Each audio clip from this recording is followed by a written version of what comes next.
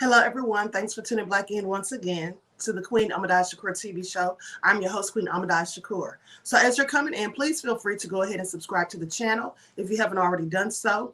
Be sure to click the notification bell and click the word all so that you're notified each time the Queen Goddess goes live. Also, don't forget to follow me on Instagram at QueenAShakur, and you can follow the QueenAShakur fan page. You can also find me on Twitter at DGoddess27. Okay, so let's get into it. So, a Tennessee Democrat who's outgoing says that the party is facing extinction in his state and that they're basically relying on blind hope. The Democratic Party has no strategy to appeal to rural voters. This is what the congressman warned. Now, Representative Jim Cooper of Tennessee sat down for an interview with a local newspaper, and this was on Tuesday. He just wanted to give his thoughts on upcoming elections and the future of the party.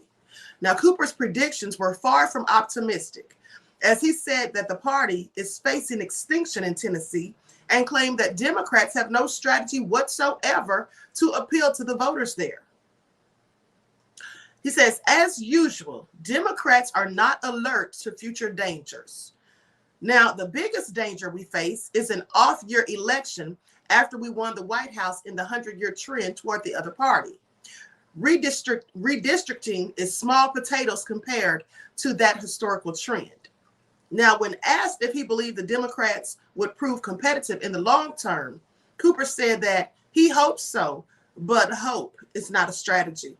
He then criticized the management of the party in his state and told the scene that the Democrats in Tennessee needed a new direction.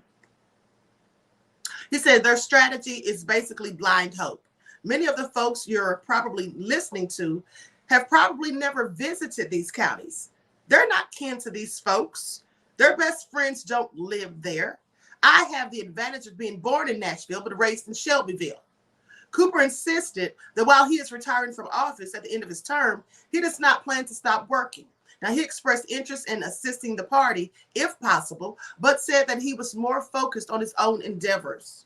He said, I always want to be available and helpful, but I also plan on getting a job and being a productive citizen. It can't be handed to you. You've got to study it and work at it and be good at it. And then we can put on some finishing touches. There are many people today who just want stuff handed to them.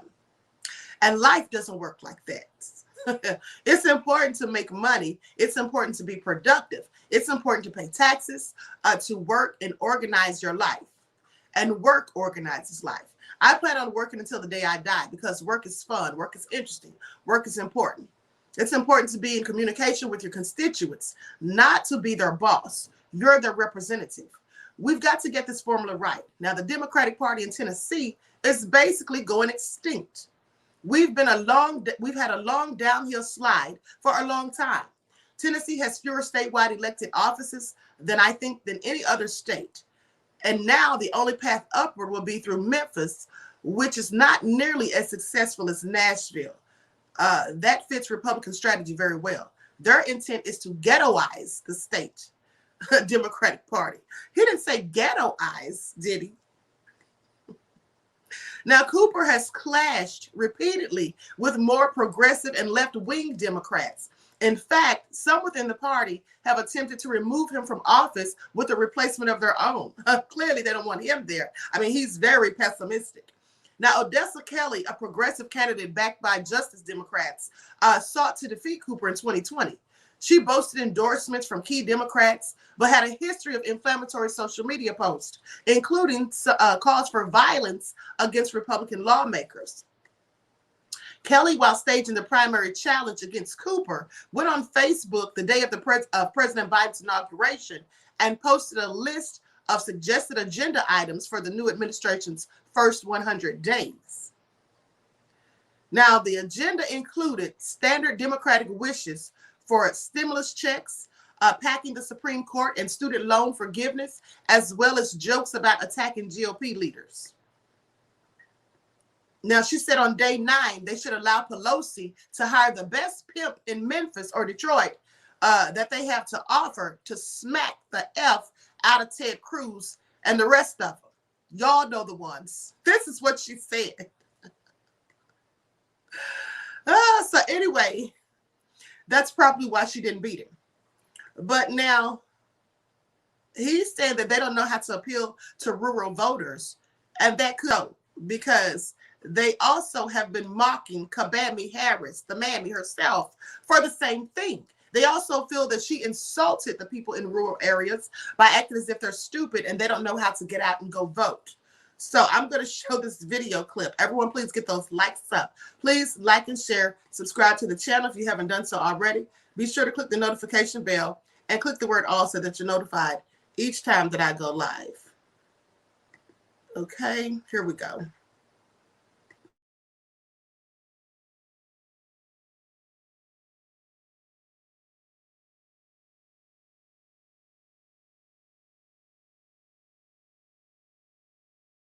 Kamala Harris insulting half of the country by claiming voter ID laws won't work in rural America because apparently people who live there aren't smart enough.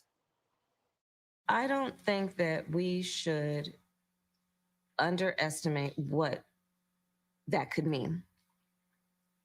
Because in some people's mind, that means, well, you're going to have to Xerox or photocopy your ID to send it in to prove you are who you are.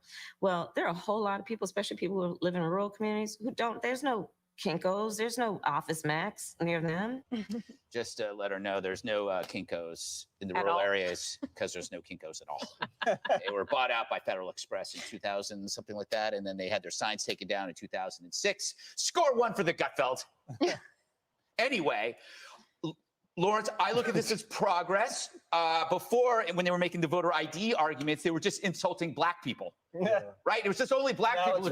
Now it's white people. We're all stupid, according to the Democrats. That's progress. Before I address that point, can we just talk about Kamala Harris for a second?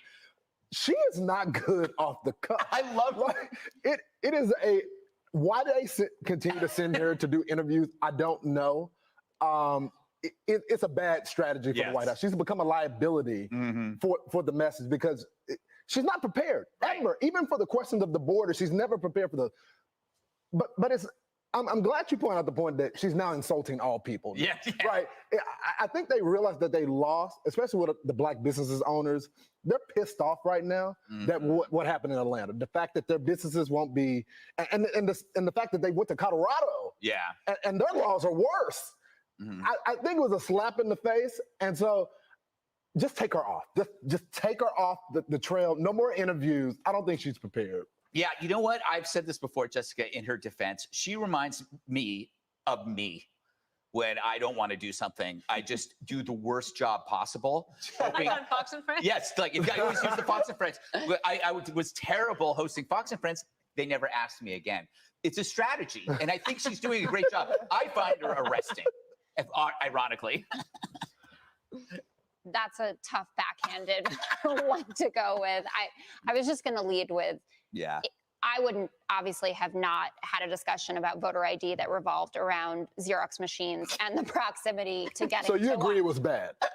I have not encountered a single person of any political denomination who defended it. Okay. Now, the larger discussion about voter ID that I think we're all excited to have as adults at the table, because I know that you love it when I say, can we all be adults? I'm in your ivory tower. You know, I live in a Right rural here in community. What's an In adult Soho. like? So here's the problem. So 11% of Americans don't have valid government photo ID. Jim Clyburn is now endorsing that. Well, take it up with the Brennan Center. That's fine. I will take it up with the Brennan Center. Jim Clyburn, who I think, really has his finger on the pulse of where we should be going to win elections, and kind of, he ordained Joe Biden the nominee in South Carolina, and then everything was kind of gravy from there, is backing Manchin's plan, which requires photo ID, but it can be something like a utility bill. And I think that if Republicans are desperate, or a phone bill, anything that you get at your home, because there are issues with people matching birth certificates to their Social Security cards, et cetera, especially for elderly voters and Black and Latino communities. So let's talk about getting somewhere with that so we can get the John Lewis for the People Act. So if it's free IDs for everyone, does that remove the issue about voter ID? If everyone gets an ID? I think. Did I in don't South Okay, let's do it. Carolina. Let's do it. Yeah, I think the thing is, I think the challenge that the Democrats have is they can never actually find somebody that they could show as an example. Here's Tom Stevens. He doesn't have they always talk about this group, but it's not there. And it's because, Jesse, they know that it doesn't, IDs don't make it hard to vote. It makes it hard to cheat. Right. And they're trying to make it sound like, oh, this is making it hard to vote. Then show me one person. Just show me one. According to the Brennan Center, there are Who's Brennan, though? 40 million Americans that can't prove who they are. Yes. There's 40 million of you guys out there. Wow. We're going to have to really dig into that babies? one. Yeah. I don't know about that one, They're all in a Jessica. NICU somewhere. I don't know about that no, one. They're, I don't know.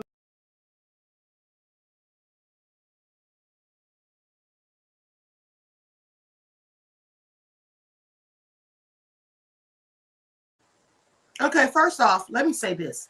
Excuse me. First of all, I don't know why they were laughing. None of what they said was in fact funny. They all sounded so lame and stupid. Just as stupid as they claim Kabami is, in fact. Now, as far as the rural areas, they don't have, office depots and FedExes and UPSs and things like that down there, but they usually have places in close proximity. At the end of the day, I think that they're grasping at straws just as well as they say Kabami is. And the thing is, the Democratic Party is, in fact, desperate. They are clinging on to blind faith. I mean, they have made so many missteps in this administration, Biden and Kabami. First of all, it was the thing with the border. It's the fact that they gave the immigrants all of these tangibles. It's the fact that they pulled people out of Afghanistan and left American citizens over there to fend for themselves. It's the fact that they then brought over 50,000 Afghan refugees here, and they didn't vet those people properly, in my opinion, because some of those people turned out to absolutely be just what I predicted: pedophiles, terrorists, and all the above. And then, with that all being said, the biggest thing is they haven't done anything for Black voters, for the Black people who put them in office. And at the end of the day, the thing is, many of those same Black people would gladly vote for them again, despite them having done nothing to benefit our community. Now then, Biden comes out and he wants to give us crack pipes. That's his idea of racial equity, crack pipes. First of all, I find it very interesting that they're even talking about crack at this point, because I'm sorry, but crack is no longer an epidemic. When's the last time anyone saw a crackhead? And the whole thing is, I'm starting to notice from a story that I'll talk about later, but I'm starting to notice that it seems that they're trying to paint the narrative that Black people are the ones disproportionately even involved in the opioid crisis. Because there's a story that came out, an article, where they were talking about all these Black people disproportionately, having overdoses and using opioids and fentanyl and all of that stuff. So anyway, it seems to me like they're just trying to paint these narratives. And basically, the Democrats, as far as I'm concerned, listen, it's time for us to just let that party go. I'm not saying that you should vote for Republicans. At the end of the day, we shouldn't be voting for any of them. No one has a Black agenda. No one's offering us anything. All they're doing is pandering. That's all they do. And then you can see that these same Democrats who pander to Black people, they're the same ones who do nothing. I mean, look at Peter Yang. He was all up there dancing and clapping his hands offbeat, okay, in the Black churches, trying to get elected. But then he comes out and supports a whole racist by the name of Joe Rogan. And it was only after he received the backlash that he tried to go back and apologize and backpedal, like they always do. So, I feel like the Democrats, yeah, they are going extinct. And not just them. Babylon itself is going extinct, okay, if you're paying attention. They're all clinging on. They're all clinging on, hopelessly and helplessly, to blind hope. That's what they're doing, because they know their time is up, all right? The cards have already been dealt. It's already been prophesied. And with that all being said, I'm going to conclude this broadcast. Everyone like and share, subscribe to the channel if you haven't done so already. Be sure to click that notification bell and click the word all so that you're notified each time the Queen goes live. And I'll talk to you all again soon. Peace.